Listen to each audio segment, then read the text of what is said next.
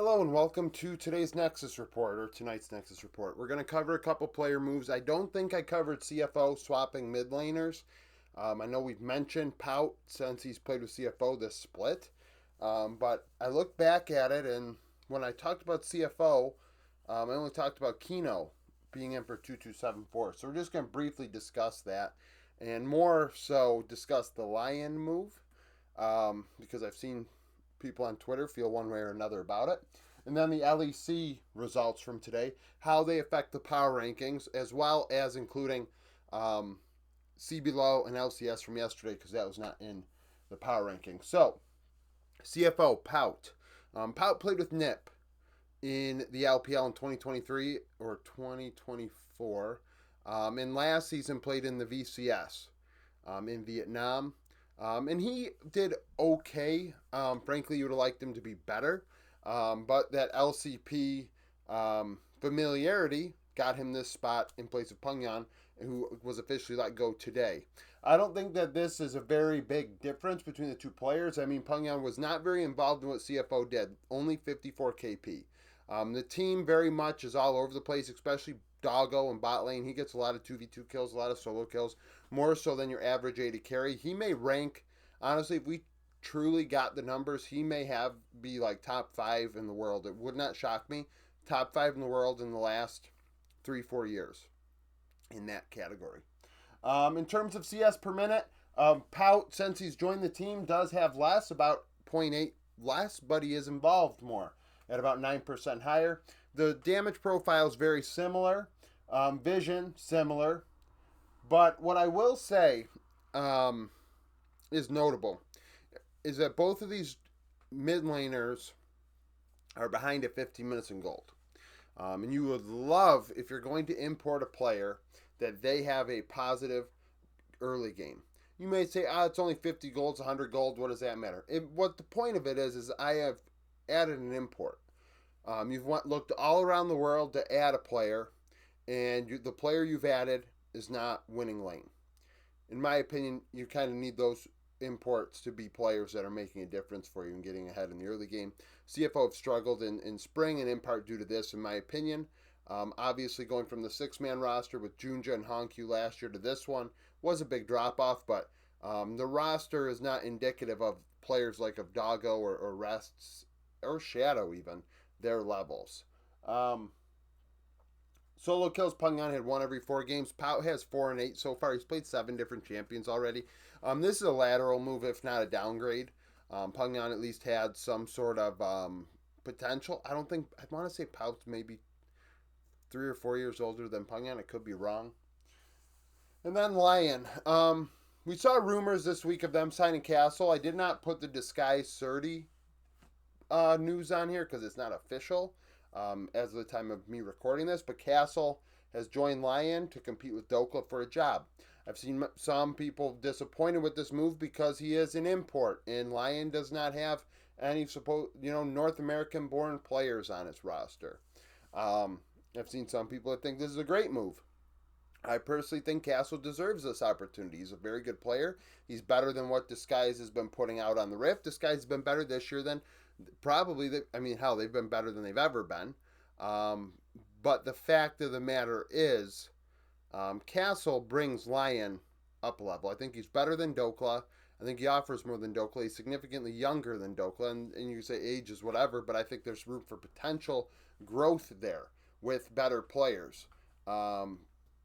Like, when you're against Disguised, Call Me is a stud, of course, as well, but you really could beat Disguise by focusing Castle, and Castle had 300 gold lead with Disguise. So we look at this, obviously 1.7 KDA, he's dying a shit ton.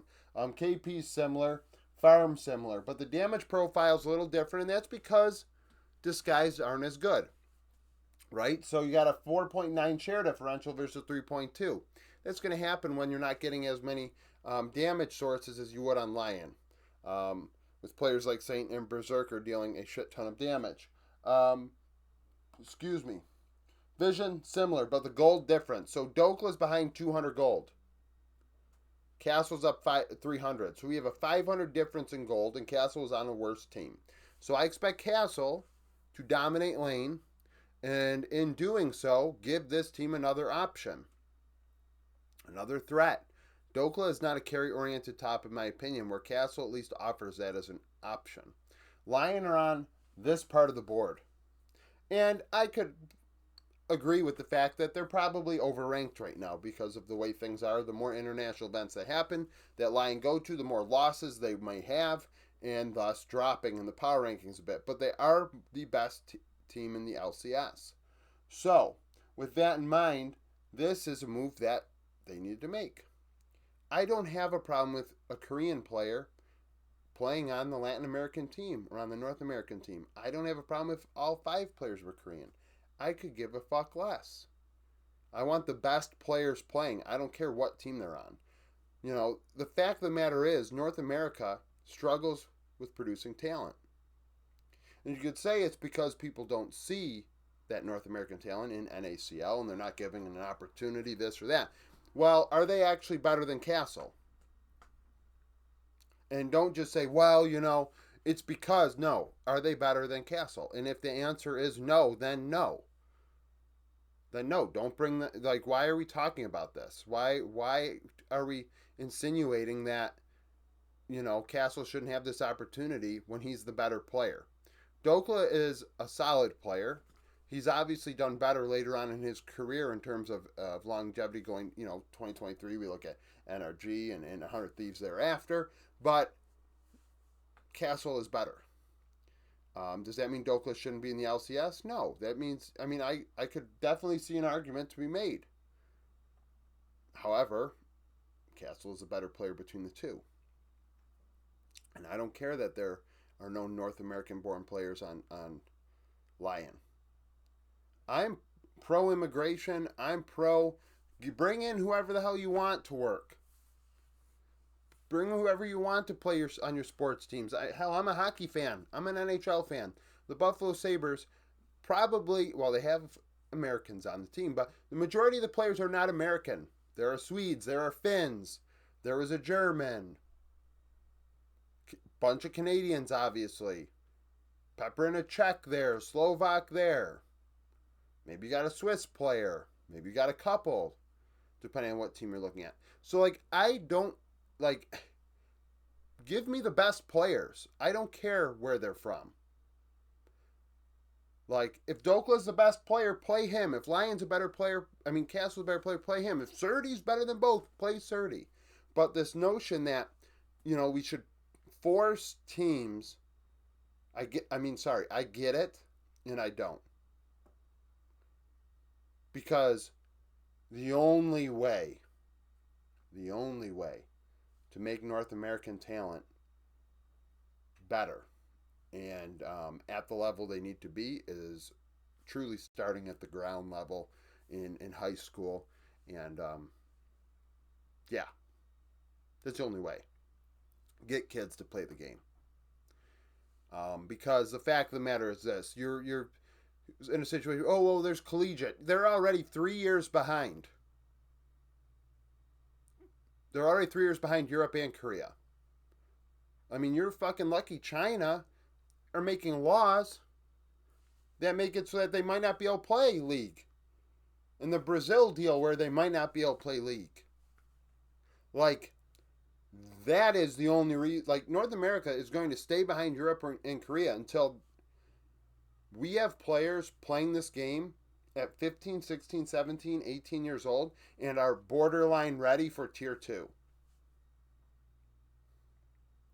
And if that means you got to have scouting combines, if that means you have to do this and that, they did do that shit. Obviously, there's a big old money problem here that has to be addressed to cost us, but we have the wrong people in control of this shit.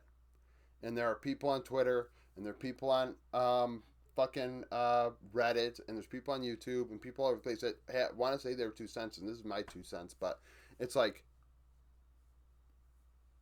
forcing teams to not be at their best because we want players from America on the teams. Like, that's, I mean, we're getting to borderline horseshoe theory sort of shit here. And we've been seeing it. I mean, I don't want to get obviously political, but we see it. So at least I see it. So it's a problem. It's a problem. Um, so that is a thing. I'm happy Castle's on LYON. He deserves this opportunity. Not to say Dokla didn't, but that I think Castle's the better player between the two. Now, recap: Vitality Fnatic. Fnatic win one game. I don't know why I did it backwards. Vitality were ahead for 76% of this series. 3/4 of the game minutes played. They took 10 of 16 Drakes, 3 of 5 Barons, 3,000 gold a Baron for Vitality. Fnatic only 490. They took 2 in game 1. They won, but it was not easy for them. Vitality dominating the top lane. Nako super strong, and Empros had 3 solo kills. Empros had 1. Humanoid led in all 3 categories. He had 3 solo kills in this series. 16, 4, and 20. 34 damage share, 67 KP. Very strong performance out of him. I had 600 gold into Vladi. Vladi dealt like 400 DPM. Then you have Upset. He had 2 solo 2v2 kills and was super strong. 22, 8, 11. 38% of the team's damage, 85 KP. I saw Thorin post, Upset's really good, this and that. And then you got comments, well, Upset finishes 10th all the time and this and that. Upset has been one of the best 80 carries in the LEC for the last, 4 or 5 years. One of the best. Did I say the best? No, but one of the best. It is what it is. The stats don't lie. Yeah, he's a KDA player. But when he deals this much damage, and when you look at the DPM, it's reflective of players that die more as well. So, he's got a great KDA. Well, if his KDA is better than your favorite 80 carry, and they're dealing the same amount of damage, now we could make an argument, I've made this argument before, that while we could want more out of Upset and think he could be better than he is, that's a different argument. But he does do work. Nako, 3 solo kills. Empros with 1. Lynchus with 1. Karzi and Fleshy with 1 solo 2v2 kill as well as Vitality win this 2-1. 2,500, about 2,200 gold lead at 15 minutes for the team. MCoy Shifters, close matchup, 50-50. Predictions, I had Vitality winning this, Shifters winning this. I thought Shifters would take it. They're ahead in Game 2 and Game 3 for a while, but couldn't get the job done as Koi find a way. Shifters not going down without a fight, which we like to see when they're out of playoffs. The team looked very good. Rooster is very solid. Paddock as well. Sheo's making the team better. But MCoy with JoJo going 13-5-27 would not be denied.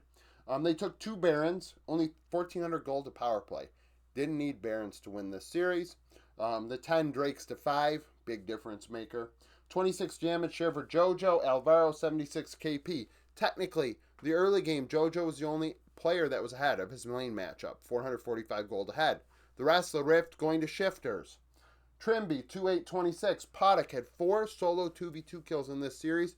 32 damage share. They were ahead 1,600 gold at 15 minutes. Rooster 600. Sheo 300. I mean, a big diffy here. 2,500 gold. About a 2,000 gold lead for Shifters at 15 minutes. Not factoring Drake value. Shifters should have won this series.